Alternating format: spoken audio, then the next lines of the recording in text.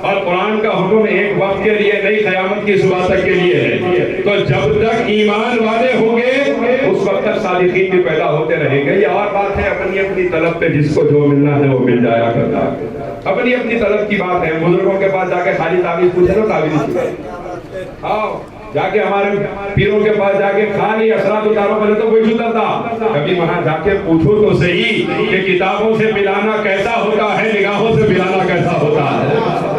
حضرات گرامی ہر زمانے میں موجود ہے، اور خاندان غوث اعظم کی تو یہ خصوصیت ہے، پوری دنیا میں غوث پاک کی اولاد ولایت کی شکل میں پھیلی ہوئی ہے، بلکہ ایسے محسوس ہوتا ہے غوث اعظم کیا پیدا ہوئے، ولایت غوث اعظم کے خاندان کا طواف کرتی رہی ہے۔ اس سرزمین دکن پر شانور حموی سے لے کر حضرت شاہ جمال البحر معشوق ربانی سے لے کر عبداللطیف لاوالی، اسحاق ثناء اللہ قادری سے لے کر شاہ رفیع الدین قادری میرا حسینی بغدادی سے لے کر جس پر نظر اٹھائیں گے الگ الگ صورتوں میں غوث اعظم کے جلوے نظر آئیں گے۔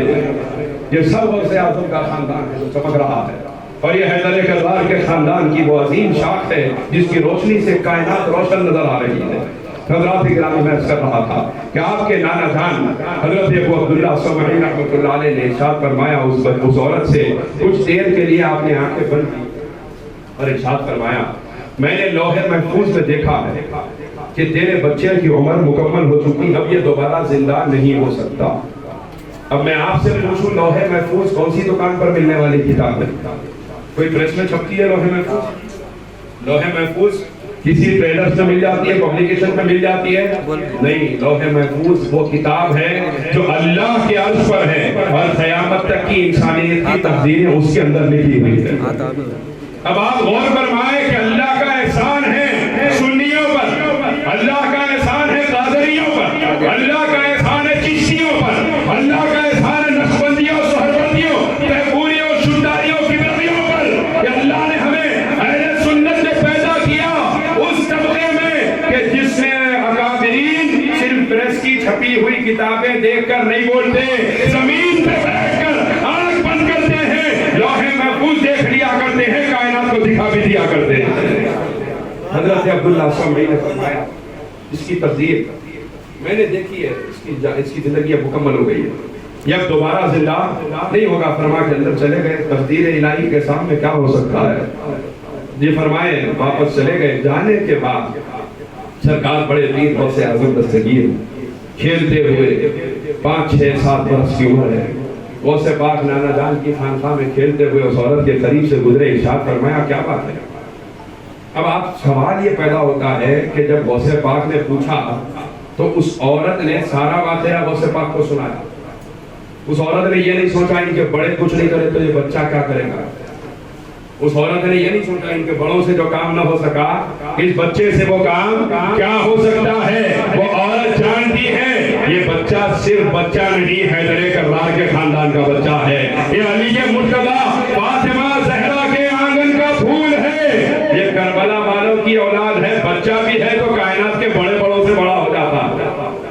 تو اس عورت نے واقعہ سنایا، بڑے پیر دستگیر نے فرمایا ذرا چادر ہٹا کے تو دیکھو تمہارا بچہ زندہ ہے۔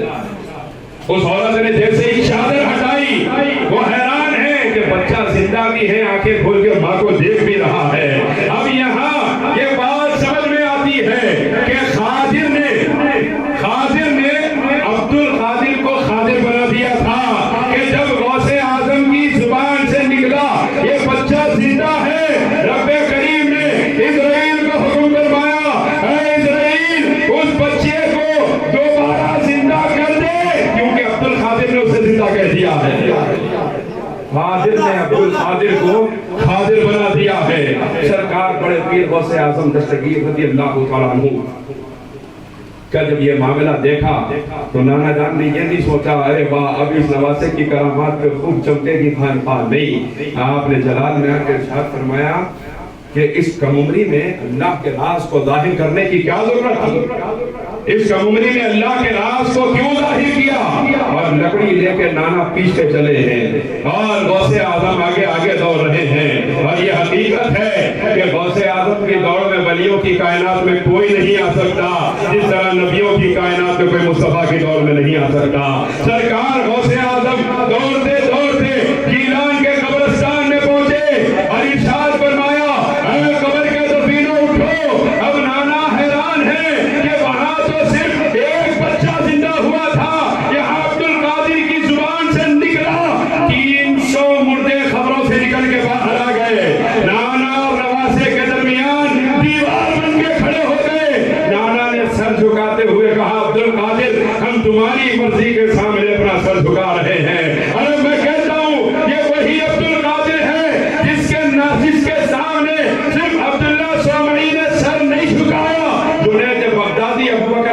شبلی نے اپنے زمانوں میں سر جھکایا ہے، یہ وہی عبد القادر ہے جس کے سامنے اپنے زمانے میں بایزید بستامی نے گردن جھکائی ہے، یہ وہی عبد القادر ہے جس نے اعلان کیا قدمی ہذہ علی رقبتی کل ولی اللہ، کائنات کے ہر سلسلے کے اولیاء نے اپنی گردنوں کو جھکا دیا اور کہا عبد القادر یقیناً آپ کے قدم ہماری گردنوں پر ہے۔ اور کیوں ہے؟ غوث پاک فرماتے ہیں لِكُلِّ وَلِيٍّ لَهُ قَدَمٌ وَإِنِّي عَلَى قَدَمِ النَّبِي بَدْرٍ كَمَالِي۔ غوث پاک کو فرماتے ہیں ہر ولی کسی نہ کسی نبی کے قدم پر ہوتا ہے۔ کسی ولی کی زندگی میں صبر بہت زیادہ نظر آئے تو وہ حضرت ایوب علیہ السلام کی ولایت عطا کیا گیا، وہ حضرت ایوب کی ولایت پر ہے۔ اسی طرح کسی کی زندگی میں امتحانات زیادہ نظر آئے تو وہ ولی حضرت ابراہیم علیہ السلام کی ولایت پر ہے۔ اسی طرح کوئی جلال میں نظر آئے تو وہ ولی حضرت موسیٰ علیہ السلام کی ولایت پر ہے۔ اسی طرح کوئی برداشت میں نظر آئے، صبر میں اور نرمی میں نظر آئے تو وہ حضرت عیسیٰ علیہ السلام کی ولایت پر ہے۔ یہ ہر ولی کسی نہ کسی نبی کے قدم پر اس کی ولایت پر ہوتا ہے۔ غوث پاک فرماتے ہیں غوث اعظم کی شان یہ ہے کہ غوث اعظم کو نہ ولایت آدمی عطا کی گئی، نہ ولایت نوحی عطا کی گئی، نہ ولایت ابراہیمی عطا کی گئی، نہ ولایت اسماعیلی عطا کی گئی، نہ ولایت ایوبی عطا کی گئی، نہ ولایت سلیمانی عطا کی گئی، نہ ولایت موسوی عطا کی گئی، نہ ولایت عیسوی عطا کی گئی۔ غوث اعظم وہ ذات ہے جس کو اللہ نے ولایت محمدی عطا فرمائی ہے، اور جس طرح مختار نبیوں میں محمد مصطفیٰ کو بنایا، ولیوں میں اسی طرح مختار جناب غوث الورا کو بنایا۔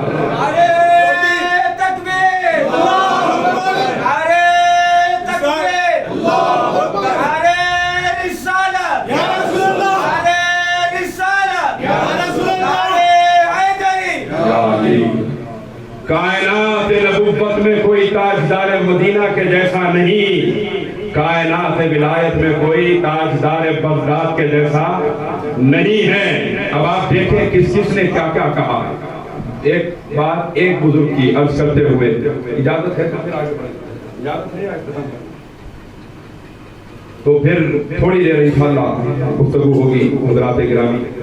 تو میں عرض کر رہا تھا حضرت علامہ عبد الرحمن جامی، یہ کون عبد الرحمن جامی ہے جن کی کتاب پڑھے بغیر دنیا کے کسی مدرسے میں کوئی عالم نہیں بن سکتا، چاہے وہ شرعیت عامل ہو کہ شرع جامی ہو۔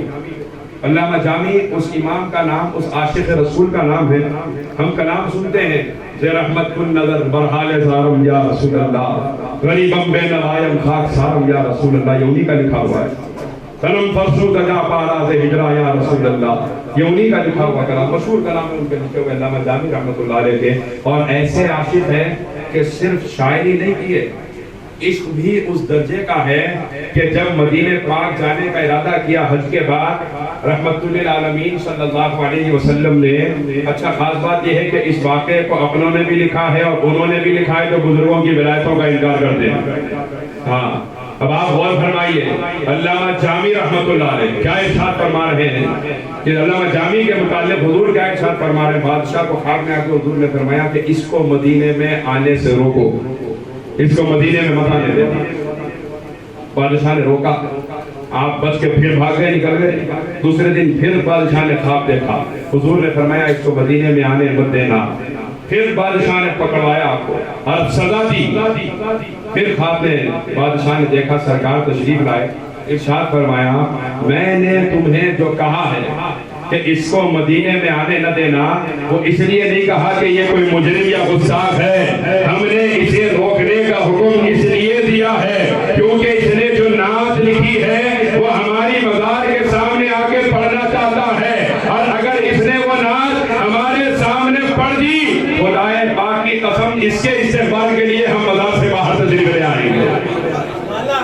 وہ ہے علامہ جامی۔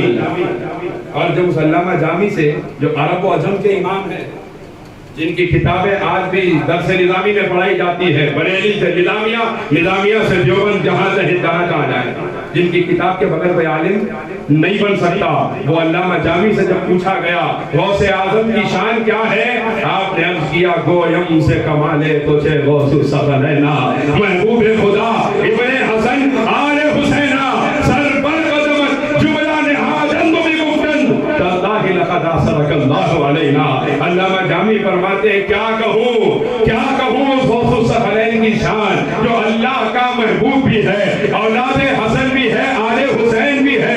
بس ان کی شان یہ ہے کہ کائنات کے اولیاء نے اپنی گردنوں کو ان کے قدموں پہ سامنے جھکا دیا، ان کے قدموں پہ اپنے سروں کو رکھ کے کہا تاللہ لقد آثرک اللہ علینا. اللہ کی قسم اللہ نے سارے ولیوں پر آپ کو فضیلت و برتری عطا فرمائی ہے. وہ ذات جس کو دنیا جانشین سرکار غریب نواز کہتی ہے، سرکار سیدنا خواجہ قطب الدین بختیار کاکی رحمۃ اللہ، جن کا فیضان ہی تو ہے، چاہے محبوب الہی ہو کہ بندہ نواز ہو کہ شراب دہلوی ہو کہ بابا فرید ہو، خواجہ قطب کا فیضان ہے. خواجہ قطب الدین بختیار کاکی جب بارگاہ غوث اعظم میں رجوع ہوتے ہیں تو عرض کرتے ہیں قبلہ اہل صفا حضرت غوث الثقلین، دستگیر ہماجا حضرت غوث الثقلین. ایک جگہ فرمایا عاشقوں کے لیے رقص کرنے کا ارشاد ہے. سرکار خواجہ قطب الدین بختیار کاکی فرماتے ہیں حضرت کامے حاجات ہما خلقان حاجتم ساز روا حضرت غوث الثقلین. اے مخلوقات کی حاجتوں کے پورا ہونے والے قبلہ کعبہ، غلام حاضر ہے میری بھی حاجت کو باری فرما دیجیے. یہ سرکار غوث اعظم کی شان ہے. حضرات گرامی بڑے پیر ایسے عظیم مقام پر فائز ہوئے ہیں جن کو انسانیت عارفین اختاب و ابدال جس کے مقام کو سمجھ نہ سکے وہ غوث اعظم کی ذات ہے. اکابرین جس کی شان کو سمجھنے سے عاجز ہے وہ غوث اعظم کی ذات ہے. لیکن جہاں غوث اعظم کے تذکرے ہیں، غوث اعظم کی عظمت ہے، غوث اعظم کی شان ہے، وہیں پر غوث اعظم کی تعلیمات بھی ہیں. لیکن ہمارا معاملہ یہ ہے کہ ہم نام، عظمت و شان کے معاملے میں بہت زیادہ جذباتی ہو جاتے ہیں، اور جب معاملہ تعلیمات کا آتا ہے تو ہم پیٹھ پھیرنے لگ جاتے ہیں. حضرات گرامی ایک واقعہ بہجت الاسرار شریف میں ہے. بہجت الاسرار وہ کتاب ہے جس کو بخاری مسلم کے طرز پہ لکھا گیا ہے. بہجت الاسرار شریف کے اندر ایک واقعہ ہے کہ اس زمانے کا بادشاہ ابو المظفر مستحسن باللہ سرکار غوث پاک کے پاس حاضر ہوا، عرض کرنے لگا پیرانے پیر کوئی کرامت دکھائیے، کوئی کرامت دکھا دیجیے. سرکار بڑے پیر نے اپنے دست مبارک کو بلند فرمایا تو آسمان کی طرف اچانک ایک سیب آیا آپ کے دست مبارک میں، آپ نے اسے رکھا. پھر اس کے بعد سرکار غوث پاک نے دوسری مرتبہ ہاتھ بلند فرمایا، پھر سے سیب آیا. سرکار غوث پاک نے چھری منگوائی، اس نے کہا بڑے پیر آپ ہی اپنے دست مبارک سے اس کو کاٹیے. پیرانے پیر نے جیسے ہی اس سیب کو کاٹا، وہ سفید بھی تھا، خوشبو سے کمرہ مہک اٹھا. سرکار بڑے پیر کی اس سیب کے کٹنے کے بعد اس نے دیکھا، غوث پاک نے فرمایا اب دوسرا سیب تو اپنے ہاتھ سے کاٹے گا. بادشاہ نے سیب اٹھایا اور فوراً جیسے ہی اس سیب کو کاٹا اس کے اندر سے کیڑے نکلنے لگے اور بدبو آنے لگی. اس نے کہا بڑے پیر یہ بات سمجھ میں نہیں آئی، ایک پھل آپ نے کاٹا تو یہ حال ہے اور اسی کے ساتھ والا میں نے کاٹا تو یہ حال ہے، وہاں سے خوشبو اور یہاں سے کیڑے نکل رہے ہیں. سرکار غوث اعظم نے فرمایا جنت سے آیا ہوا پھل ہے، جو تو نے کاٹا وہ بھی جنت کا ہے، جو میں نے کاٹا وہ بھی جنت کا ہے. فرض یہ ہے کہ ظالم کے ہاتھ لگ جاتے ہیں تو جنت کے پھل میں بھی کیڑے پڑ جاتے ہیں. ظالم کے ہاتھ لگ جاتے ہیں تو جنت کے پھل میں بھی کیڑ لگ جایا کرتے ہیں. میں کہنا چاہتا ہوں جو لوگ اپنی بہوؤں پہ ظلم کرتے ہیں یا جو شادیوں کے بعد بیویوں کی بات سن کر اپنے ماں باپ پہ ظلم کرتے ہیں اور یہ سمجھتے ہیں کہ ان پہ ظلم نہ کیا جائے تو یہ سکون سے رہنے نہیں دیں گے، یاد رکھو وہاں سیب میں کیڑے پڑے، یہاں خبروں میں کیڑے پڑیں گے. اور غوث اعظم نے بتایا، غوث اعظم نے جو بتا دیا وہ ہمارا ایمان ہے، ایمان ہے، یقین کامل ہے ہمارا. غوث پاک کا ارشاد ہے جب ظلم کے ہاتھ لگ جاتے ہیں تو کیڑے پڑنے لگتے ہیں جنت کے پھل کے اندر، تو ہماری خبروں کا کیا حال ہوگا. غوث پاک نے کیا تعلیم دی. سرکار بڑے پیر نے ارشاد فرمایا تھا اپنے آخری زمانے میں دیکھ رہا ہوں تمہاری بدعمالیاں، تمہارا سنت نبوی کو ترک کرنا، تمہارا دین کے خلاف زندگیاں گزارنا، تمہارا اللہ اس کے رسول کے ساتھ بغاوت کرنا، عمل کے میدان میں اسراف کے ساتھ اپنی ناجائز